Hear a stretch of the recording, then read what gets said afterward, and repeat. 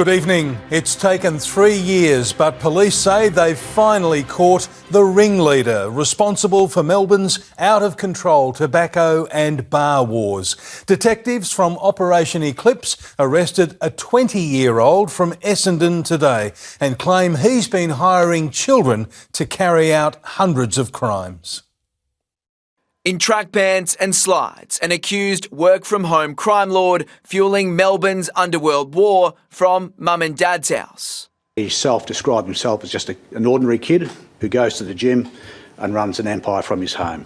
Police say 20-year-old Jesse Hadchiti is a high-ranking figure of the Commission. Kaz Hamad's criminal syndicate based in the Middle East, and that Hadchiti is the main recruiter on the ground in Victoria using encrypted apps to order kids to carry out firebombings, shootings, extortions, even kidnappings. We believe the person who we've arrested today is the main tasker of serious crimes in Victoria on behalf of the Commission. But police say Hadchiti's boss is a 23-year-old man who fled Victoria to the Middle East. The power shift since Hamad's arrest has been that there's several people who've been doing certain activities. This particular person has been directing, we believe, the significant proportion of harm. Allegedly, with the help of Hadchiti here, the mastermind has built a wide network of foot soldiers. This particular syndicate and the offshore tasker at this stage has barracked around having 2,000 offenders at his disposal. As Hadchiti now faces a raft of charges. Far from flying under the radar, the man was allegedly sending all these encrypted messages under the alias CommBank. Police say he came up with it because of the huge amount of money he was making for the criminal syndicate. We do anticipate at some stage to charge others, but it's been 3 years since we last charged a significant tasker. Making this the breakthrough Melbourne's tobacco war victims had been waiting for. Jordan Quinn, 7 News. The Gold Coast Suns are in damage control tonight because of a viral video featuring two of the club's high-profile players. Xander Maguire broke the story, and Xander, the Suns are standing by their stars. Well, they're backing in Jamara Ugle-Hagan and Mac Andrew after a viral video circulated online this morning of the pair leaving a disabled toilet together at Wednesday's State of Origin decider at Suncorp Stadium in Brisbane. Ugle-Hagan was withdrawn from playing against Tasmania in the VFL on the weekend, but the club insists that was planned management, while Andrew played in the AFL side's horror 79-point loss to Adelaide.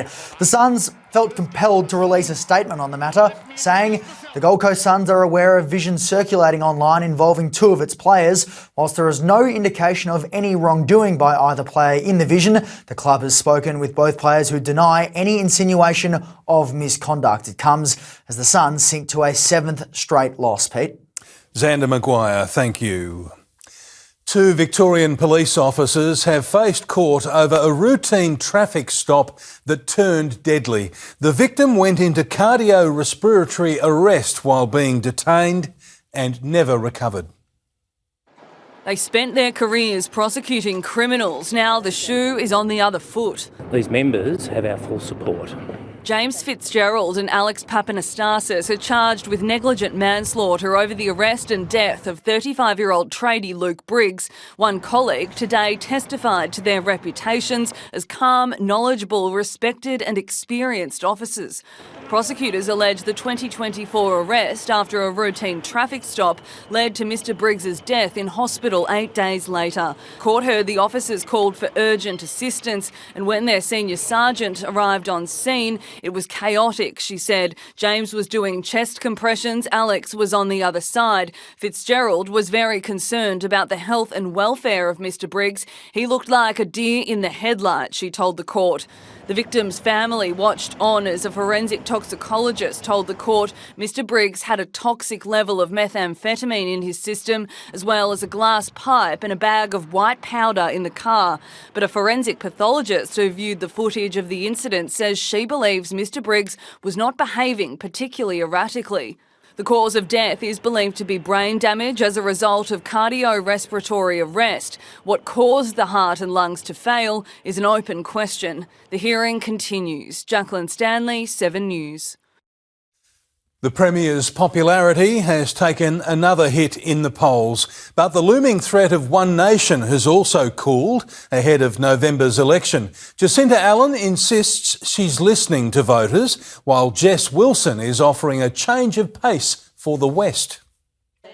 At the Austin Hospital, the Premier pushing a positive message. We've made big investments in building new hospitals, 12 new hospitals.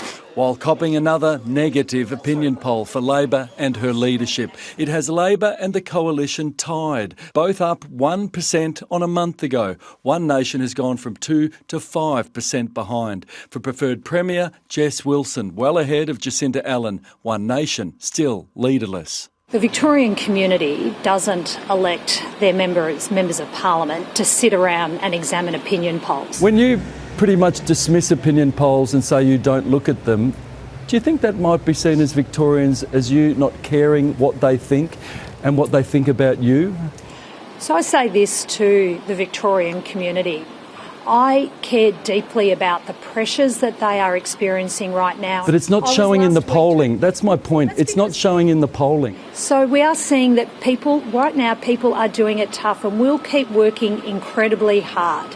Not focused on opinion polls that come and go. You're rejecting what the Victorian people are thinking, Premier. No, Paul, I'm going to reject very clearly that assertion that you've put in that question. But the Premier is happy to use polling in the Labor Party's election advertising. Polling says the Liberals and One Nation can only form government together in Victoria. The Premier is more interested in running a scare campaign about me and my Liberal and Nationals team than actually doing her job. The opposition today promising to increase the speed on the Princes Freeway, Melbourne to Colac, to 110. But the Transport Department says that's unsafe. This is an election commitment and we will deliver it. And Paul Dowsley, in developing news, Victorian teachers could be walking off the job again. In 3 weeks from today, Mitch, so right now, an online meeting of teaching union officials is underway. They are about 1 hour in and they will tonight vote on the next steps for teachers now that Term 3 has just started and what industrial action they will take, including work bans and another full day strike like they did in March as they fight for better pay and conditions. They rejected the government's last offer, even though their union pushed for them to accept it. And the latest survey of union members indicates 87% support another strike. And Mitch, that proposed date for that strike is August 4. Paul Dowsley, thank you.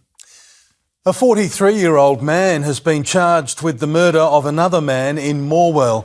Emergency crews were called to a home on Sunday afternoon where they found the 58-year-old victim with significant injuries. He's been identified as Peter Slade, who's being remembered by relatives for having a heart of gold. Police believe the pair knew each other. Hollywood legends Steven Spielberg and Nicole Kidman are leading tributes to Sam Neill as we learn more about his shock death. The 78-year-old was cancer-free but had recently battled pneumonia, an infection he couldn't shake. Sam Neill knew how to be one of us because he was.